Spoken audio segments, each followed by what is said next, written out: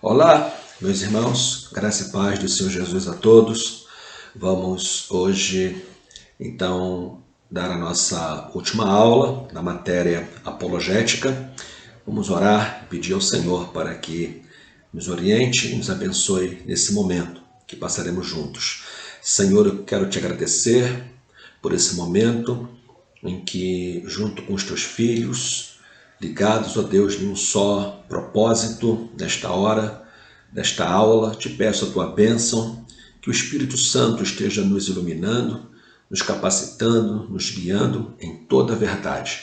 E a matéria que vai ser agora transmitida possa ser compreendida por cada aluno, em nome de Jesus. Amém. Bem, meus irmãos, vamos então ao nosso assunto de hoje. Primeiramente, falando sobre questões que exigem respostas apologéticas. Há muitas questões complexas, perguntas que parecem não ter respostas.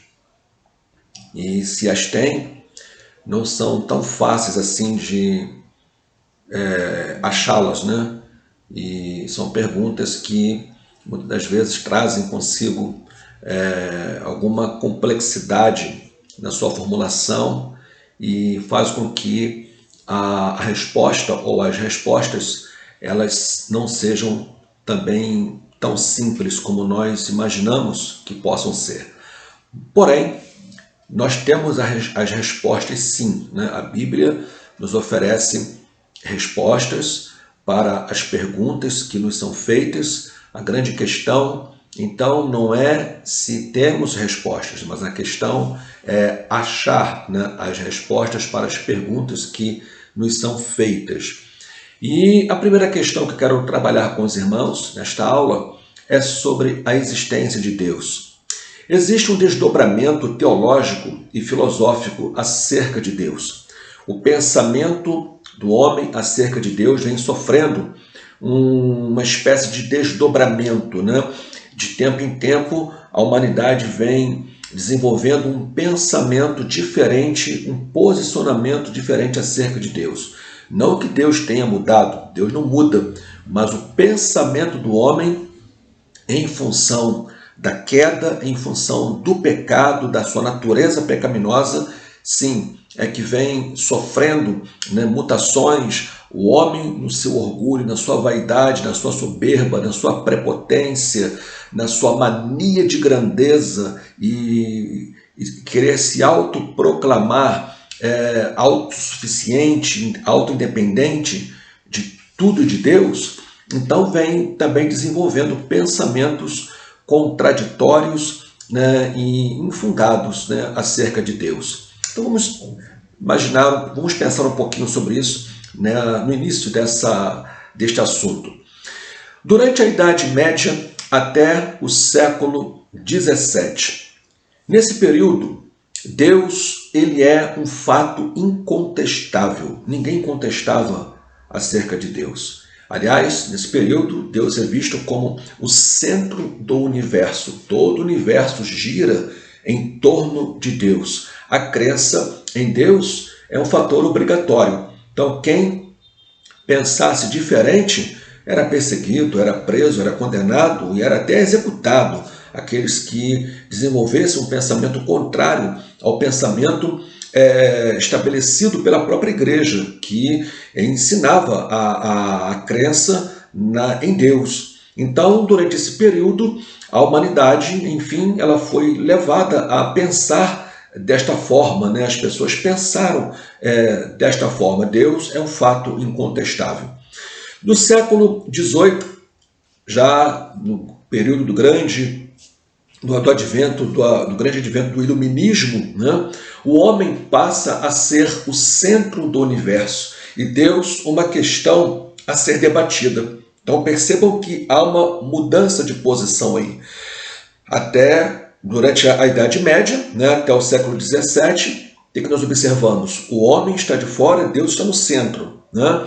Agora, por ocasião do século XVIII, com o advento do iluminismo, com a busca e a valorização do saber, do conhecimento, enfim. Então, por causa da razão em si, o homem começa a investigar, começa a estudar e chega a algumas conclusões descabidas acerca de Deus, ao ponto de entender que Deus ele não está no centro, mas sim o homem. O homem é posto como a peça principal da criação, estando ele no centro do universo, como todas as coisas girassem em torno dele.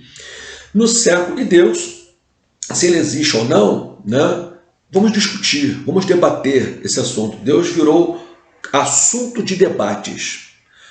No século XIX, a existência de Deus ela é negada e a Bíblia é vista como um livro comum, um livro qualquer, sem nenhum aspecto sobrenatural. A Bíblia se transforma num livro apenas de referência, um livro de histórias que vai narrar a história de um povo e também de alguns povos, vai falar acerca da vida de alguns personagens ilustres da história da humanidade. Nada mais do que isso. Os milagres não existem, são invenções, são meras superstições, crendices daqueles que se propuseram a escrever a Bíblia Sagrada. Mas a Bíblia não é o livro de Deus, ela deixa de ter esse valor sobrenatural. Então, porque a Bíblia passa a ser um livro comum como qualquer outro, então a ideia de Deus também ela é varrida do texto bíblico, porque se não existe sobrenatural, então Deus também não existe. Então Deus passa a ser uma carta fora, né, do baralho ali, por assim dizer, na nossa força de expressão, no modo de dizer. Deus é totalmente descartado e negado, né? A Bíblia sendo negada, logo Deus também ele é negado, assim como todo sobrenaturalismo bíblico. Na pós-modernidade aparece um pensamento um tanto diferente do século XIX, né? Desse ateísmo do século XIX. Na pós-modernidade parece que já existe assim, uma certa tolerância com relação ao assunto, porque Deus, ele, ao invés de ser negado, a ideia de Deus passa a ser uma ideia relativa. Ou seja, Deus pode existir para uns, mas não para outros. Então, por exemplo, se você crê em Deus, ok, mas o outro não crê, e isso não interfere em nada. Cada um tem a sua crença, cada um é livre para pensar como bem desejar. Então, na pós-modernidade, nós temos a ideia, o conceito de Deus fundado num relativismo, onde tudo é relativo, inclusive a própria existência de Deus. Pode ser como pode não ser, depende, cada um tem a sua opinião, enfim, né? Os naturalistas do século XIX, eles cometeram um erro, né? Eles exageraram na chamada imanência de Deus, dando origem ao panteísmo. Alguns que mantiveram a sua crença em Deus, entretanto, definiram Deus como sendo a própria natureza, ou confundindo Deus com a natureza, que originou o panteísmo. O panteísmo é a crença de que Deus é tudo e tudo é Deus. Deus está confundido com a própria criação. Então, ou seja, quiseram tornar Deus tão imanente, né, que acabaram confundindo-o com a própria criação. E aí vem uma resposta a esse naturalismo panteísta do século XIX, no início do século XX, os teólogos fundamentalistas, né, reagindo a essa posição naturalista, né, enfatizaram, né, a transcendência de Deus.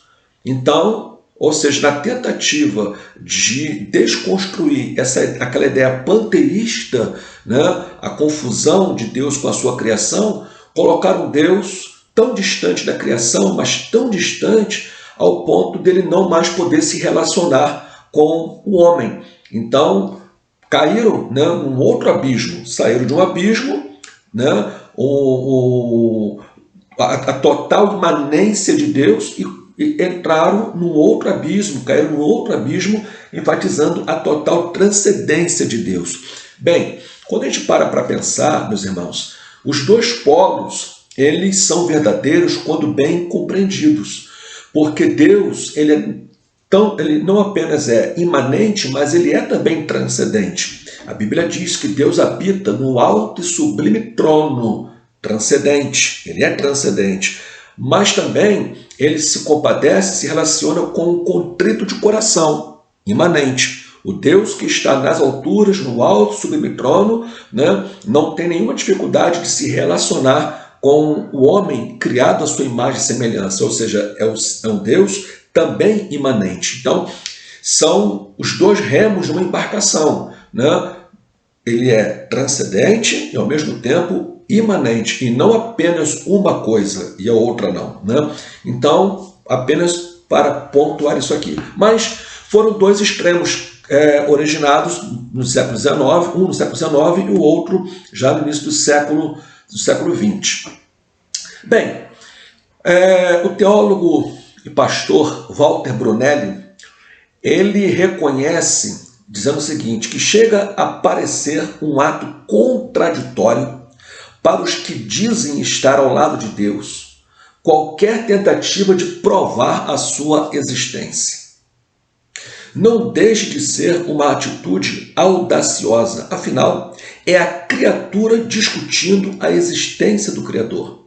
Costuma-se justificar essa atitude pelo fato de haver quem negue que há um Deus ou descrê disso. Discutir a existência de Deus chega a ser um insulto ao Criador, diz ele, que jamais poderia estar sujeito a um expediente como esse. É uma grande verdade, né? Somos seres infinitamente minúsculos diante do Criador e agora debatendo, discutindo, né, a existência desse Criador. Ou seja, se estamos aqui é porque fomos criados e Ele é o nosso Criador. Agora temos a criatura debatendo acerca da existência do seu Criador. É um contrassenso, né? É uma situação difícil, porém é uma realidade. E quando nós nos propomos a tecer comentários acerca da existência de Deus, na tentativa de evidenciar a sua existência, a bem da verdade, nós estamos tentando formular argumentos convincentes, apologéticos, para que aqueles que duvidam ou que questionam a existência de Deus possam pelo menos chegar ao ponto de dúvidas, né, consigo mesmo, se realmente as suas afirmações procedem, né? Ou seja, esses argumentos que vamos colocar aqui servem para fazer o homem pensar, né? Esses argumentos fazem com que o homem pense nas suas declarações. Será que eles estão certos mesmo? Ou seja, será que vale a pena continuar pensando desse jeito? Ou será que não é hora de repensar tais conceitos que negam a realidade de Deus? Quanto à existência de Deus, existe um fato aqui muito interessante. O teólogo Paul Tillich, ele afirma o seguinte. Paul Tillich disse o seguinte: Deus não existe. Parece a princípio, uma declaração ateísta, né? Uma declaração ateísta. Deus não existe. Você levantar no púlpito da igreja e fazer uma afirmação dessa, né? A princípio você corre o risco de ser, na mesma hora, impedido de continuar o teu sermão. Mas aí Paul Tillich continua. Ele diz: Deus não existe. Quem existe é o homem. Deus é. Aí ele completa o pensamento. Afinal, tudo que tem existência, diz ele, necessariamente tem um começo. Se algo existe, é porque teve um princípio, logo passou a existir. E Deus não teve começo. Ele sempre foi. Deus é essência. O homem é existência. Então, De acordo com esse pensamento filosófico, né, temos que realmente dar a razão, concordar com ele. No sentido da palavra existência, no sentido do verbo existir, então Deus não caberia aí dentro dessa definição. Então, se para existir tem que ter um princípio e um começo, né? Tem que ter iniciado. Então, logo, Deus, dentro desse conceito, ele não pode existir, porque Deus, ele não teve começo. Deus é eterno. Então, a bem da verdade, é uma contradição quando nós falamos que Deus existe. O verbo existir não cabe em Deus. Então, Deus ele é o eterno. A Bíblia diz que de eternidade a eternidade tu és Deus. Né? Ele habita desde os tempos eternos. Ele é desde os tempos eternos. É porque a nossa linguagem ela acaba ficando um tanto assim viciada com alguns termos que a gente ouve, a gente fala e a gente acaba pronunciando. Né? Então, todos nós usamos a palavra Deus existe, falamos sobre a existência de Deus, argumentos que provam a existência de Deus.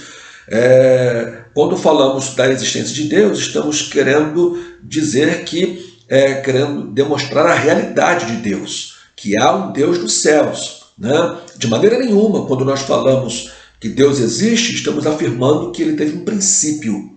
Não. Quando nós falamos, quando nós expressamos assim, né, isso não passa de uma força de expressão nossa, né, em dizer que Deus existe. Mas, bem na verdade, nós não estamos afirmando que ele teve um princípio e terá um fim. Não. Nesse sentido, não. Nesse sentido, somente nós, seres humanos, existimos, porque não somos eternos, ok? Então, até aqui na minha aula, é claro que de vez em quando eu vou pronunciar aqui o verbo existir, vou dizer que Deus existe, é força nossa da expressão, né? Nossa força de expressão de falar assim, mas de maneira nenhuma queremos afirmar, né, que Deus tenha tido um princípio. Bem, caminhando, quando vamos falar sobre a realidade de Deus, que Deus é desde os tempos eternos, existem alguns argumentos que evidenciam isto, que nós podemos usá-los para comprovar a realidade de Deus, que há um Deus nos céus. São pelo menos 5 argumentos muito conhecidos, né, que foi desenvolvido, né, por Tomás de Aquino, que ele desenvolveu esses argumentos justamente para demonstrar a realidade de Deus. O primeiro argumento é chamado de o argumento cosmológico. Argumento cosmológico. O que diz esse argumento? Como que ele procura, como que ele se propõe a defender, a demonstrar, né, a realidade de Deus? O argumento cosmológico diz o seguinte: o universo ele foi causado por algo além de si mesmo. Ou seja, como o universo ele não é eterno, então ele teve que ter, né, uma causa que possa ter causado ele, originado ele, e que não pode ser ele mesmo. O universo precisou de uma causa no seu princípio. E precisa de uma causa também para continuar existindo. Então, o universo ele precisou de um causador para existir e precisa deste causador para continuar existindo, porque o universo não é autoexistente. Sabia? Então, vamos ver o que a Bíblia diz. Esse ser causador não apenas criou, mas ele preserva e sustenta o universo por ele criado. Veja bem, Atos capítulo 17, versículo 24 em diante, diz assim: o Deus que fez o mundo, a causa. Qual é a causa do mundo? Deus. Deus fez o mundo. E tudo que nele há. sendo ele Senhor do céu e da terra. Não habita em templos feitos por mãos de homens, nem tampouco é servido por mãos humanas como se necessitasse de alguma coisa. Aqui fala da autossuficiência de Deus. Autoexistência, autossuficiência, né? Deus não depende de ninguém, de nada, para continuar sendo o que ele é. Pois ele mesmo é quem dá a todos a vida, a respiração e a todas as coisas. De um só fez todas as raças dos homens para habitarem sobre a terra, sobre toda a face da terra, determinando-lhes os tempos já dantes ordenados e os limites da sua habitação, para que buscassem a Deus, se porventura tateando o pudessem achar, o qual, todavia, não está longe de cada um de nós. Olha a imanência de Deus, né? Ele é o Criador, é o Supremo Criador, mas é também o imanente Deus que está perto de nós. Aí diz assim, versículo 28, porque nele vivemos e nos movemos e existimos. Como também alguns dos vossos poetas disseram, pois dele também somos geração. Então, no versículo 24, diz que Deus é o causador da origem do universo, né? Da existência do universo. E no versículo 28, diz que Deus ele não é apenas o criador do universo, mas ele é o sustentador do universo. Então nós temos aqui, na Bíblia, uma prova do argumento cosmológico e que vai evidenciar a realidade de Deus. O universo é algo causado, que foi originado por alguém além dele mesmo, do próprio universo. Como se desenvolve esse argumento? Número 1, o universo teve um princípio. Número 2, qualquer coisa que teve um princípio deve ter sido causada por outra coisa. Alguém principiou isto, certo? E número 3, logo o universo foi causado por outra coisa, né? E logo essa outra coisa, né, não é uma coisa, né, uma coisa sem vida, não, mas foi causada pelo Criador, que é Deus. De Deus, ser pessoal, não é uma força cósmica que criou o universo, não é verdade? Então, o princípio da causalidade, né? O princípio da causalidade afirma apenas que tudo que começa ou é finito precisa de uma causa. Esse é o princípio. Tudo que começa, né, porque é finito, precisa de uma causa para iniciar.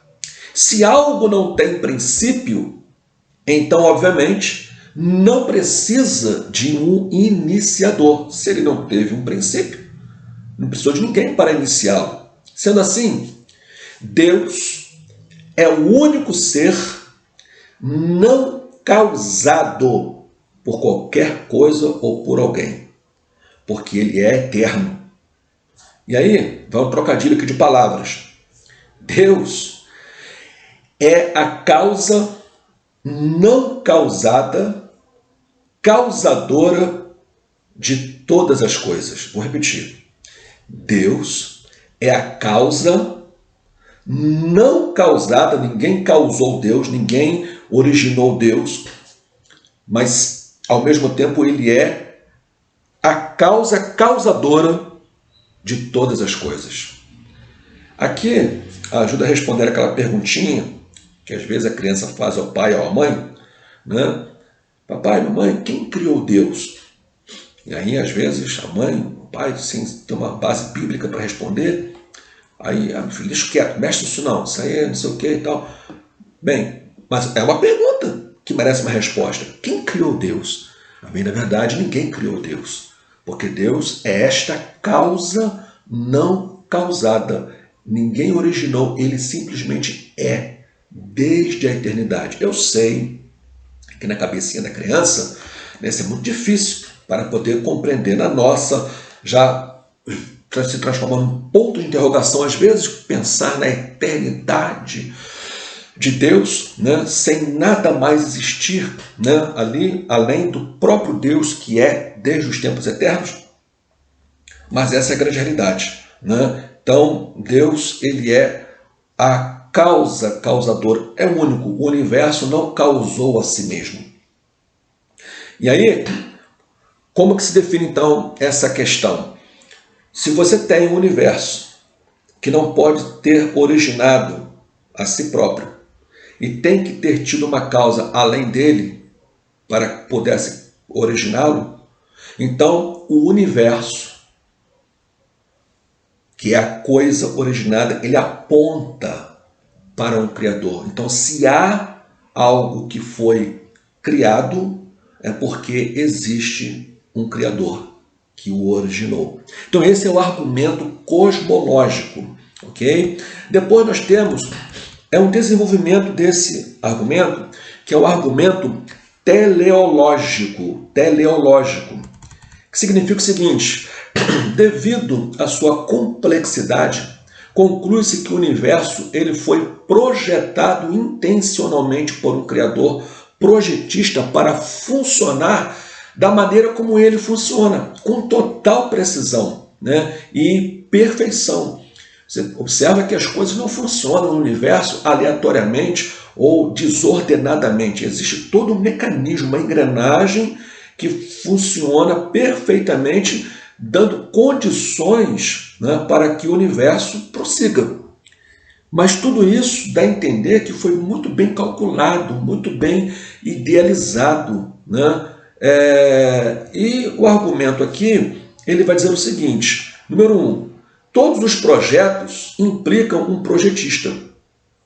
Se você olhar um projeto de uma casa, você não vai acreditar que esse projeto surgiu do nada, caiu do céu, pronto, não. Alguém sentou e cuidadosamente projetou aquilo ali, né? Idealizou, pensou nos detalhes e mínimos detalhes daquele projeto.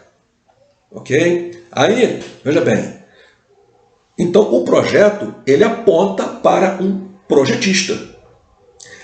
Quando você olha para o universo, você chega ao segundo ponto, que há muito planejamento envolvido no projeto do universo.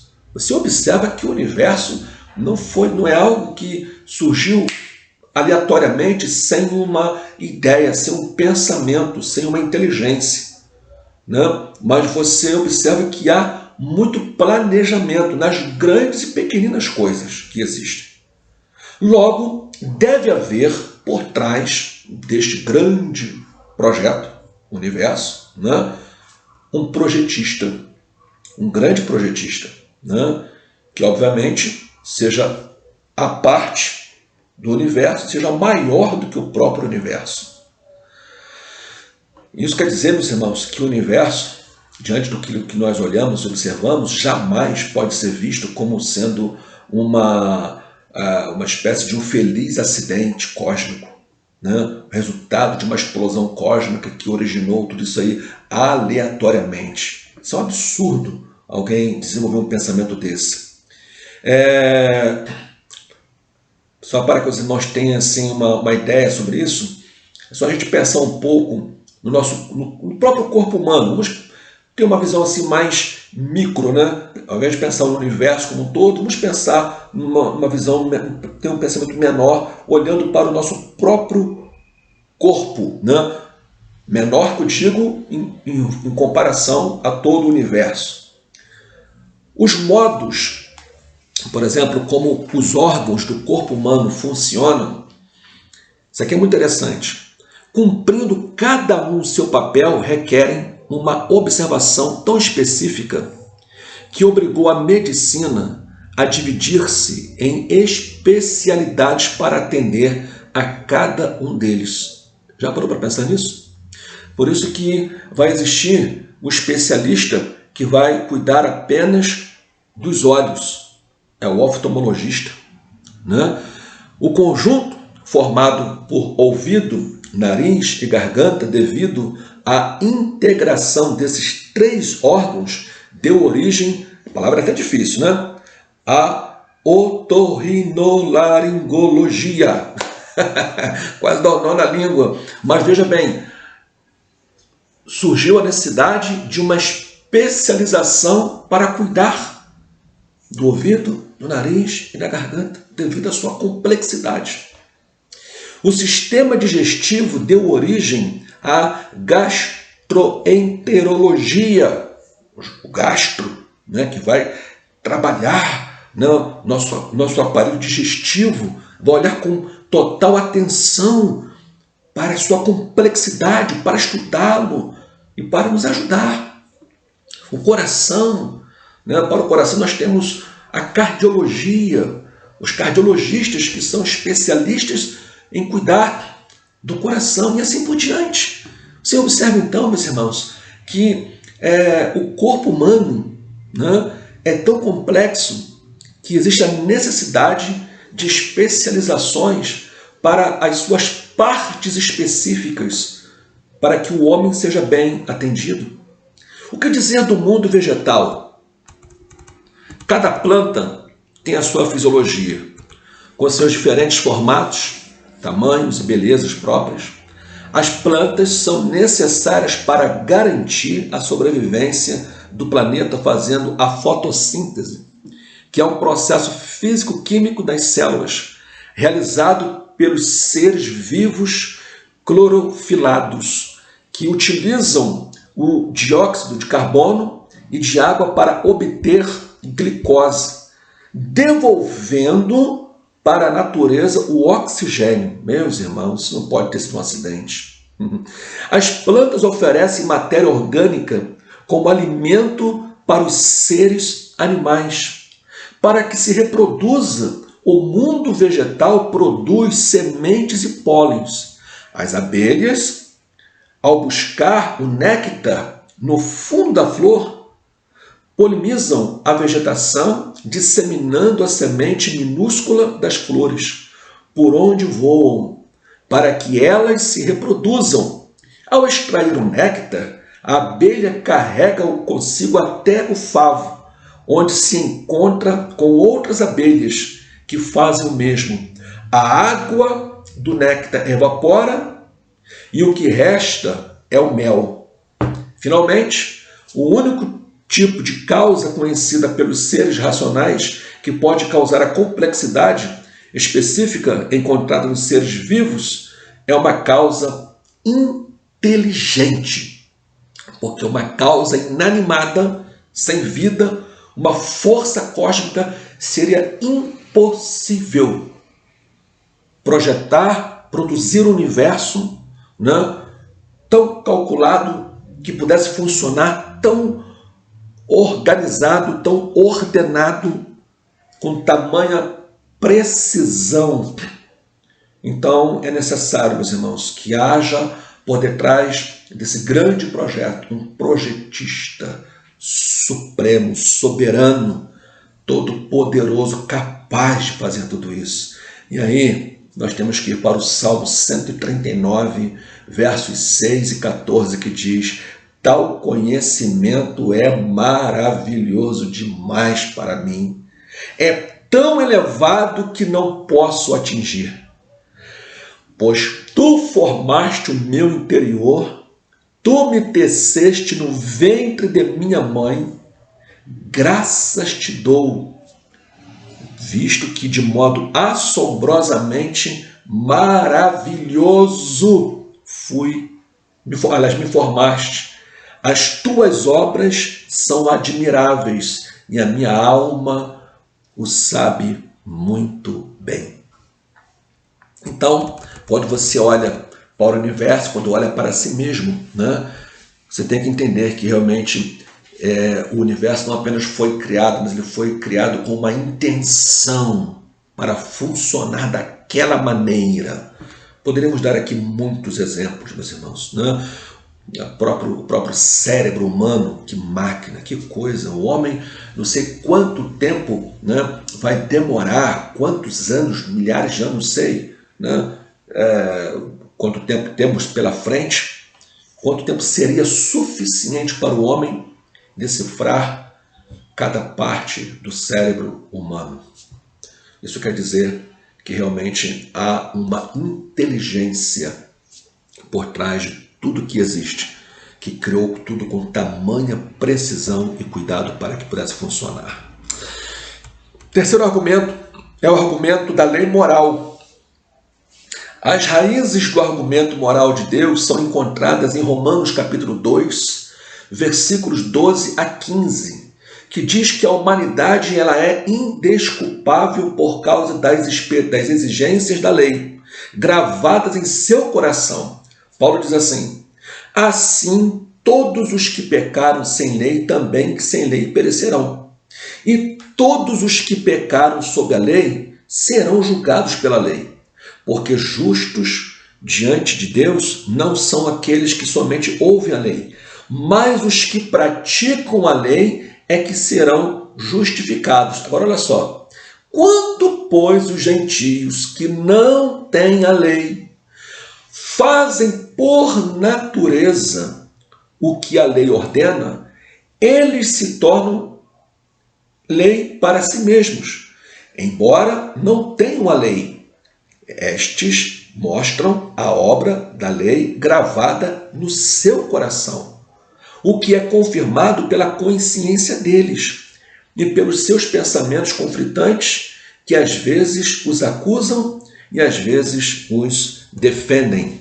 Ou seja, aqueles conceitos de certo e errado que as pessoas possuem, sem que nunca alguém tenha dito para elas o que é certo e o que é errado, tenha provado para elas, à luz da Bíblia, o que é certo e o que é errado. Mas, mesmo sem possuir um conhecimento da Bíblia, tais povos conseguem desenvolver conceitos do que é certo e o que é errado. Como que eles ficaram sabendo disso? Quem ensinou isso para eles? Paulo responde: é a lei gravada em seus corações, que faz com que eles, por natureza, procedam de modo certo e deixem de proceder, em muitos aspectos, de modo errado. E é com base nesse conhecimento que a Bíblia diz que eles serão julgados. Como se desenvolve essa argumentação? Número 1. Leis morais implicam um legislador moral. Ora, se existe lei, é porque tem um legislador. Então, se o homem tem uma lei moral dentro de si, é porque esse legislador ele é de natureza moral. Entendem? Há uma lei moral objetiva, logo há um legislador moral. O Deus revelado na Bíblia, nós sabemos que ele é um Deus moral. Ele trafega, ele age com base na moralidade, na justiça, do bom, do certo, condenando o que é errado, enfim. E o homem criado à imagem e semelhança de Deus traz consigo, como reflexo da imagem de Deus nele, esse aspecto da moralidade de Deus. Por isso que ele vai agir dessa forma. Da natureza moral decorrem atos de bondade, justiça e amor. Todo ato errado seguido por um sentimento de culpa remete o homem a pensar numa punição de ordem externa, mesmo que não seja por meio das autoridades humanas. A consciência de culpa, como diz Paulo, também pode manifestar-se como cobrança por alguma omissão. Ele tem o sentimento de que não agiu certo. A sensação do errado não impede o homem de errar, mas quando ele erra, sabe que errou e que será punido merecidamente. Então ele busca meios de aplacar o seu erro, por meio de suas crenças, pois sabe que uma autoridade superior poderá perdoá-lo. Isso aqui explica os rituais religiosos dos povos pagãos, por exemplo, para, diante dos seus feitos, com um temor no coração de uma punição, oferecem sacrifícios à lua, ao sol, à cachoeira, à árvore, a um animal, enfim, porque acredita que tais coisas, tais objetos, um animal, ou até mesmo a própria natureza em si, a força, os espíritos que por ali pensam eles que ali habitam estarão cobrando deles o erro que eles cometeram. Então é onde eles oferecem seus sacrifícios para aplacarem a ira dessas divindades, porque eles erraram, sabem que erraram e os seus erros merecem uma punição. E a única maneira deles não serem punidos é tentando aplacar, suavizar a ira daquele ou daqueles que podem, segundo eles, castigá-los. Então, é um conceito. Agora, quem ensinou isso para eles? Como que eles desenvolveram esse pensamento? Se não há uma outra explicação, a não ser essa questão da lei moral gravada no coração do homem. Então, essa lei moral aponta para um legislador moral. O homem só é assim porque Deus implantou isso no homem. O argumento da necessidade religiosa, muito parecido com essa questão aí, com esse outro argumento, da lei moral. Muitas pessoas afirmam que não precisam de Deus, mas a base para a crença em Deus é puramente psicológica, mas a base da crença em Deus ela é puramente psicológica ou ela é um fato, ou ela é factual. O anseio por Deus existe não como desejo psicológico, mas como verdadeira necessidade existencial. Ou seja, o homem não acredita na existência de Deus porque simplesmente decide acreditar, mas é porque ele tem a necessidade de crer assim. Essa necessidade em si é uma evidência de que Deus é real. Por quê? Os seres humanos, número 1, os seres humanos precisam de Deus. Foi lido Atos capítulo 17, que nós dependemos dele para a nossa vida e sobrevivência. Mesmo aqueles que dizem não existir Deus, só continuam existindo porque Deus assim o quer. Aquilo que os humanos realmente precisam, provavelmente existe. Aqui começa a abrir o leque. Você só pode ter necessidade de algo se esse algo existe. Você não pode ter um desejo por algo que não existe. Então, se o homem tem uma necessidade de adorar, de cultuar, é porque o objeto do culto tem que existir. Logo, Deus é real, porque se o homem tem essa necessidade de Deus, é porque Deus está ali, porque Deus é real. Deus se revela primeiramente ao homem, Romanos 1,19. Esta revelação se dá pela imagem de Deus no homem. Gênesis capítulo 1, versículo 27. O homem foi feito à imagem e semelhança de Deus. Gênesis capítulo 5, versículo 1, a Bíblia mais uma vez assegura que o homem é feito à imagem de Deus. Seguindo o princípio da física, de que tudo que se assemelha se atrai, o ser humano é atraído por Deus porque ele tem a sua origem em Deus. Por isso que o salmista diz, a minha alma tem sede de Deus. Porque tendo o homem sendo originado por Deus, então ele sente a atração, ele se sente atraído pelo próprio Deus. Porque ele tem a sua origem em Deus. São Tomás de Aquino diz que o homem é um ser incuravelmente religioso. Por que o homem é um ser religioso? O que o leva a isso? Certamente, sua natureza original. Há no homem uma atração inconsciente para o sobrenatural. E é isso que o leva a buscar a Deus. O mesmo que seja de modo distorcido, como se nota nas inúmeras religiões e culturas espalhadas pelo mundo.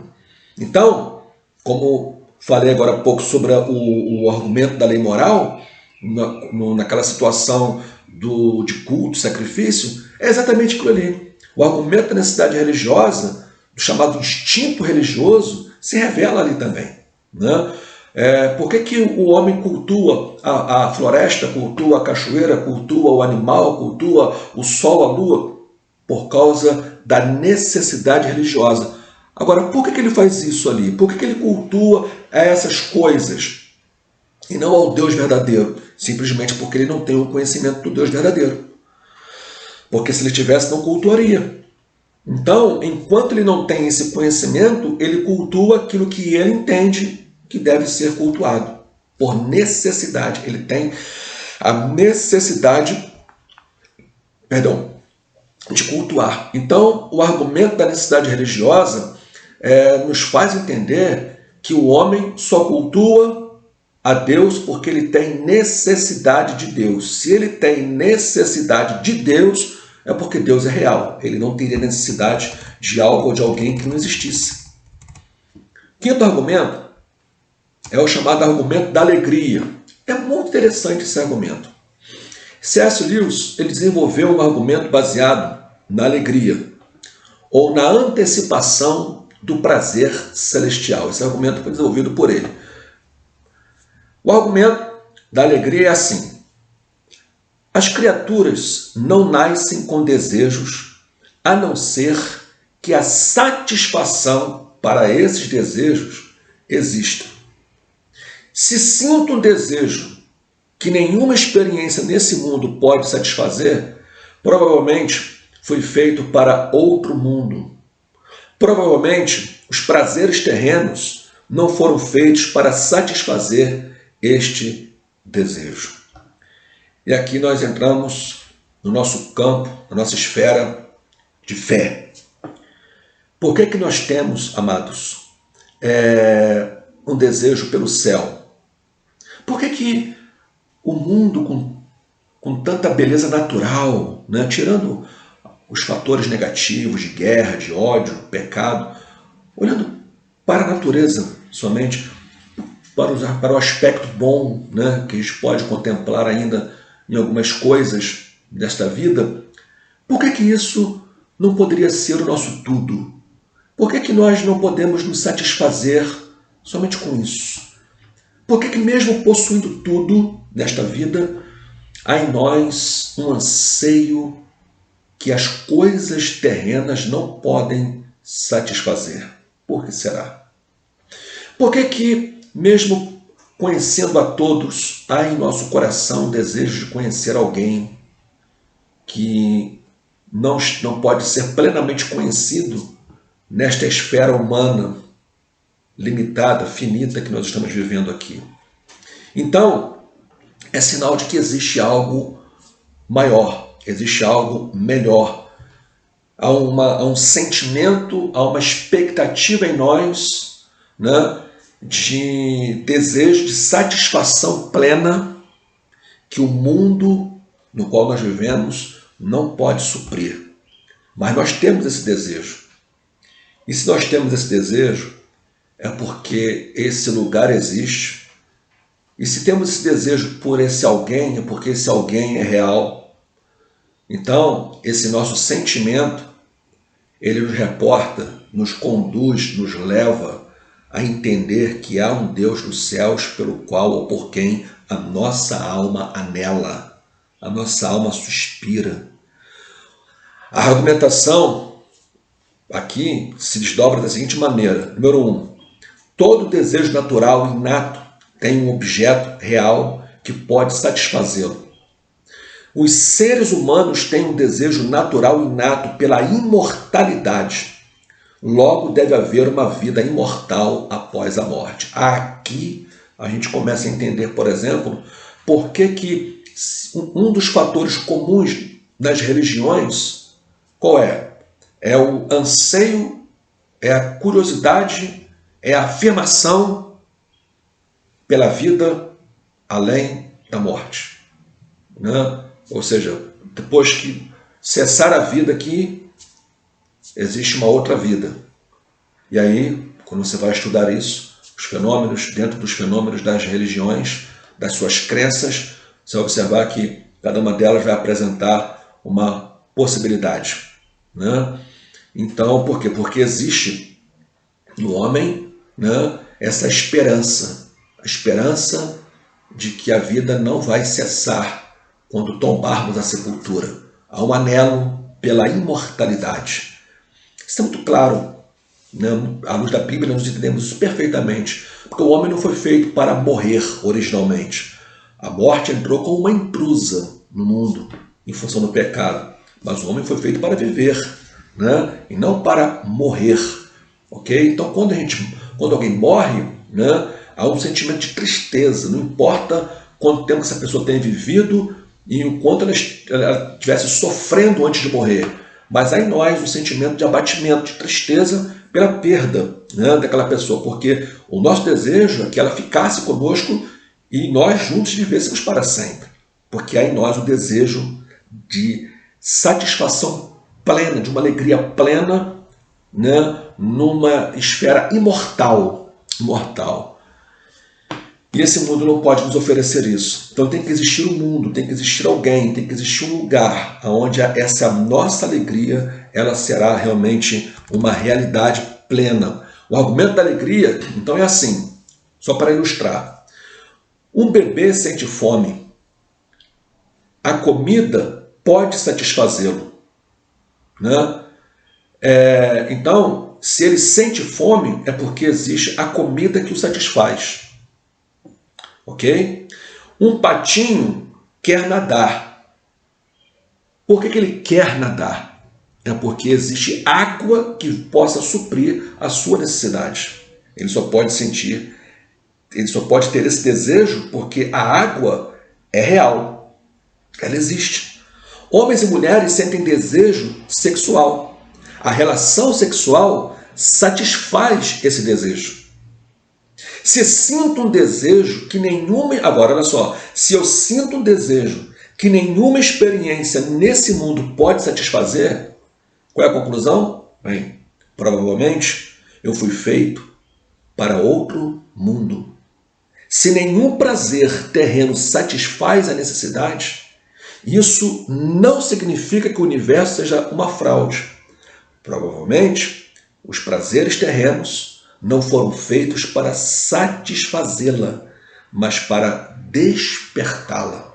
Então, nós somos despertados a desejar aquilo que neste mundo nós não vamos alcançar plenamente. Mas quando chegarmos no céu, aí sim os nossos desejos, o sentimento de alegria serão plenos. Então, esse sentimento nosso que nós temos pelo imortal, pelo eterno, de um gozo que está por vir e que o mundo não pode nos oferecer, esse sentimento nada mais é uma indicação nesta vida de que existe um mundo para o qual nós vamos. Não é um mundo como esse, mas o céu para onde nós iremos. Se existe um sentimento de alegria que precisa ser suprido em alguém e ninguém nesta vida pode satisfazê-lo, é porque existe alguém, não aqui, não nessa esfera, mas na eternidade, com quem estaremos para sempre e sempre e sempre. E lá teremos nossos desejos satisfeitos. Amém? Então, meus irmãos, esses são alguns argumentos que evidenciam, que nos ajudam a entender que há um Deus nos céus. E aí você pode trabalhar esses argumentos com alguém que questione, né, a realidade de Deus, ok? Bem, um outro assunto que eu quero desenvolver com vocês vocês já estão ainda trabalhando, né, com relação a esse assunto, que é a existência do mal. O problema do mal é uma outra questão levantada por muitos, né, questionadores e querem ouvir de nós uma resposta convincente acerca do problema do mal. Deus é absolutamente bom. Concorda? Sem nenhum problema. A pergunta é, então, por que o mal existe? É essa a grande questão. Como diz, é a pergunta que não quer calar, né? Se Deus é absolutamente bom, por que o mal existe? O problema do mal é um sério desafio à defesa do cristianismo, quanto à sua origem Ó, como que o mal se originou? Que vai aquela pergunta, né? Deus criou todas as coisas? Sim ou não? Sim. O mal é eterno? Não. Logo, ele passou a existir. Se tudo que existe foi criado, então o mal foi criado. Então ele foi criado por Deus, porque só Deus é o Criador. Né? É um raciocínio. É uma espécie de lógica para poder entender isso aí. A natureza do mal. Né? O que é o mal? Qual é a sua natureza? Para que ele existe? Qual o propósito? Qual a finalidade do mal? E como evitar o mal? Né? Então nós vivemos a realidade do sofrimento, a realidade do mal, e ao mesmo tempo temos que conviver com a realidade da existência de Deus, né? da eternidade de Deus, que Deus é. O filósofo grego Epicuro expôs o problema do mal da seguinte forma, olha só. Ou Deus deseja remover o mal deste mundo, mas não pode fazê-lo, ou ele pode fazê-lo, mas não o quer, ou não tem a capacidade e nem a vontade de fazê-lo, ou, finalmente, ele tem tanto a capacidade como a vontade de fazê-lo. Ora, se ele tem a vontade, mas não a capacidade de fazê-lo, então isso mostra fraqueza. Aí Deus não seria onipotente. Se ele tem a vontade de acabar com o mal, mas não tem essa capacidade, então a onipotência de Deus estaria em jogo. Se ele tem a capacidade, ele é onipotente, ele é capaz, mas não a vontade de fazê-lo, então nós estamos diante de um Deus onipotente, mas que é um Deus mau. Então o atributo do amor já cairia. E isso não é menos contrário à sua natureza, porque isso é impossível acreditar, né? Que Deus, a Bíblia diz que Deus é amor. Então, Deus é ao mesmo tempo, né? No caso, se ele não tem nem a capacidade e nem a vontade de fazê-lo, Deus é ao mesmo tempo impotente e mau, e consequentemente não pode ser Deus. Olha só a construção do argumento, né? Mas se ele tem tanto a capacidade como a vontade de remover o mal do mundo. Ó, se ele tem tanta capacidade como a vontade de remover o mal do mundo. A única posição coerente com a natureza de Deus, de onde procede o mal e por que Deus não impede? Aí é a grande questão. Se ele pode, ele é capaz e tem o desejo e não faz, então por que ele não faz? O que o impede? Por que ele tolera o mal? Por que ele permite o sofrimento? Entende? Porque ele é onipotente, ele é um Deus de amor, ele é um Deus bom, é um Deus perfeito, né? Mas ao mesmo tempo o mal existe. Por que ele não acaba com o mal? Quando falamos do mal, estabelecemos duas distinções, a saber, número 1, o mal moral, tá? O mal moral e o mal natural. O que é o mal moral? Aquele que se deriva da vontade pervertida do homem, da desumanidade do homem contra os seus semelhantes. Então, é o mal que o homem produz. É o mal que o homem ocasiona por causa da natureza pecaminosa que ele traz consigo. Então, por causa desta natureza caída, ele então produz o mal moral. Veja bem, nesse ponto, Deus não pode ser culpado pelo mal que o homem produz. Porque a Bíblia diz que Deus criou o homem perfeito. O homem deu origem, né, ao pecado, no sentido de ceder à tentação e permitir que o pecado adentrasse na esfera humana. Por causa, então, do pecado que há no homem, porque o homem é pecador, ele vai pecar. Ele tem o potencial de desenvolver o mal como consequência do pecado. Então, o responsável por esse mal não pode ser Deus, mas sim o homem. O mal natural, ou seja, os desastres, os dilúvios, os terremotos, os incêndios, os acidentes, as enfermidades e a morte, que é o maior de todos os males naturais, né? São coisas que acontecem na esfera natural, né? O mal causado por uma avalanche, o mal causado por um terremoto, o mal causado por uma inundação, entende? Sabemos que, em última instância, todos esses fenômenos, né, como diz a Bíblia nos ensina assim, né, que são consequências, claro, em última instância, da própria queda do homem, né? O mundo ficou sujeito a essas intempéries. Bem, mas olhando por esse ângulo aqui que eu quero aplicar para os irmãos, esses males eles estão classificados como os males naturais, ou o mal, dentro da categoria de mal natural, né? Então temos o mal moral, produzido pelo próprio homem, quando o próprio homem age e produz o sofrimento. E existe o mal natural, que são todos esses males aí que eu acabei de mencionar, que diz respeito à natureza em si. Por que esses males existem? Porque Deus permite tais condições, sabendo de antemão que acontecerão e sendo possuidor do poder de impedi-los. Antes de tudo, por que ele permitiu que o mal entrasse no universo?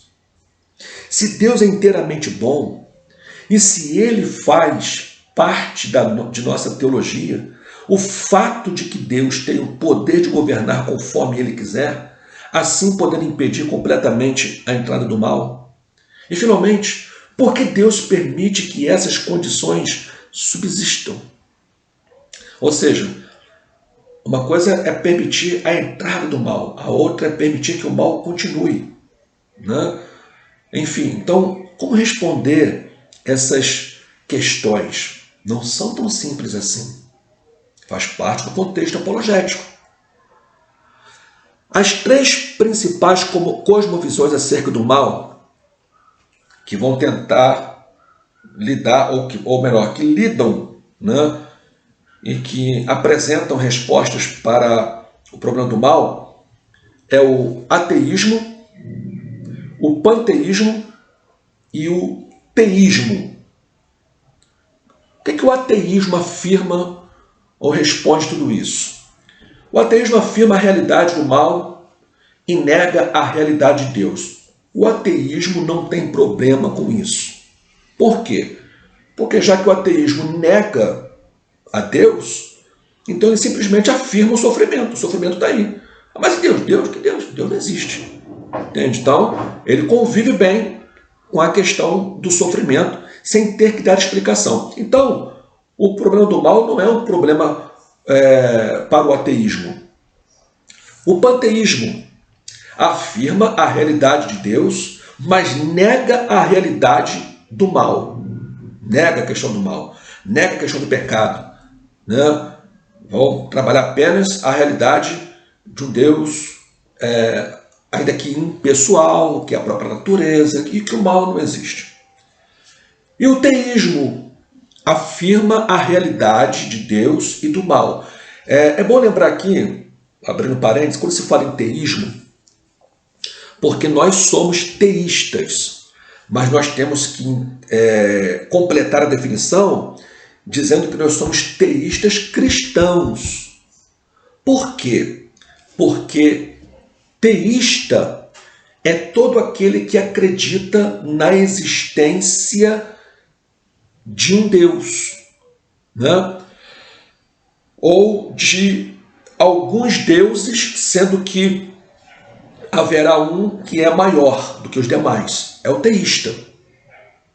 Então, no nosso caso, nós somos teístas cristãos, porque nós não acreditamos na existência de deuses, mas nós acreditamos em um só Deus. Ok? Então, por isso, quando alguém lhe perguntar se você é teísta, você tem que responder: eu sou um teísta cristão. Porque um teísta, simplesmente, né, é alguém que crê na existência de outros de deuses e de um Deus que está acima dos demais que existem. Ok? Não é o nosso caso. Nós somos teístas cristãos porque cremos em apenas um único e verdadeiro Deus. Bem, fechando parênteses, né? Então o teísmo afirma a realidade de Deus e do mal. Nós afirmamos que há um Deus nos céus e que o sofrimento é uma realidade. E o sofrimento existe. Para este, o problema é especialmente relevante, pois como o ser absolutamente bom, que é Deus, pode ser compatível com o mal, o oposto do bem? Por que o mal não é um problema para o ateísmo e o panteísmo? É a grande pergunta. O apologista cristão precisa dar uma resposta convincente à luz das Escrituras acerca destas questões. A tarefa não é fácil, pois o assunto ele é paradoxal por natureza. Uma das questões que a gente pondera com relação a isso é a seguinte situação. Quando alguém fabrica o metal, o ferro, ele fabrica o metal, o ferro, mas não fabrica a ferrugem, mas fabrica o metal com uma natureza que seja capaz de produzir a ferrugem. Mas se aquele ferro um dia enferrujar, não podemos culpar quem produziu o ferro pela ferrugem, né? Porque o ferreiro não produziu, né? Não fabricou a ferrugem, ele fabricou o ferro. Numa analogia, podemos dizer que o pecado seria a ferrugem, no sentido espiritual, que há no homem. Deus não criou o pecado. Deus não criou essa ferrugem, que é uma consequência espiritual do pecado do homem. Deus criou o homem no estado perfeito.